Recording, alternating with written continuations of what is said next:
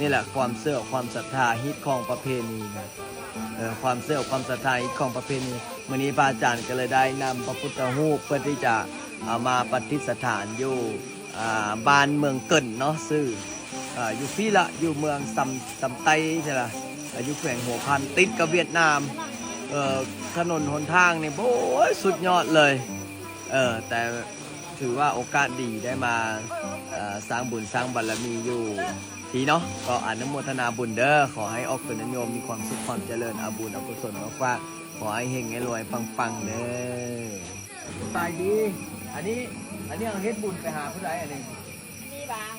เฮ็ดบุญไปให้อ้ายพ่อแม่โอ้เฮ็ดบุญไปให้อ้ายให้พ่อแม่เนาะเจ้าเคยเฮ็ดบุญแบบนี้จะเชื่อหรอบ่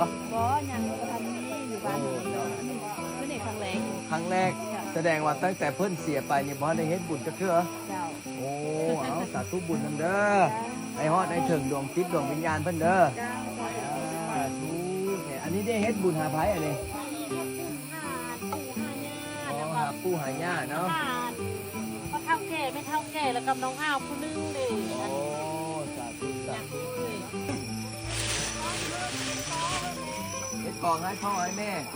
โอ้เนาะให้ฮอดให้ถึงได้เคยเฮ็ดแบบนี้จะเชื่อบ่โอ้บัดนี้เราสิได้ฮอดถึงเพิ่นสิได้ไปพุทธไปเกิดก็เป็นเงินขนถุงไว้ให้พี่ให้น้องเนาะมีป้ายผูกแขนพร้อมได้อยู่เวียงจันทร์นี่ออกพระอาจารย์ลินบางคนนี่จอง3 เดือนยังไม่เห็นหน้าเพิ่นเอาอยู่แก่เด้อโอ้โชคดีเลยพี่น้องบ้านเฮาบ้าน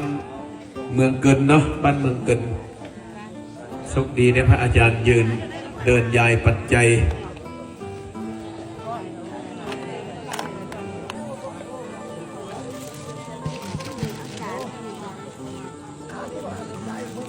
ไม่รู้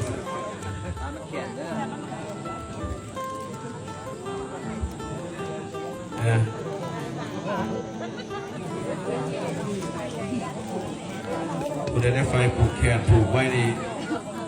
ไปให้ไปนะอีกญาติเป็นว่าเทวดาเห็นให้พรเทวดาเห็น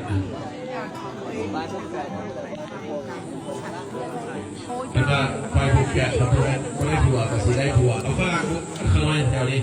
มีที่เวียดนามกับที่ได้ถั่วเวียดนามคือยุ่ง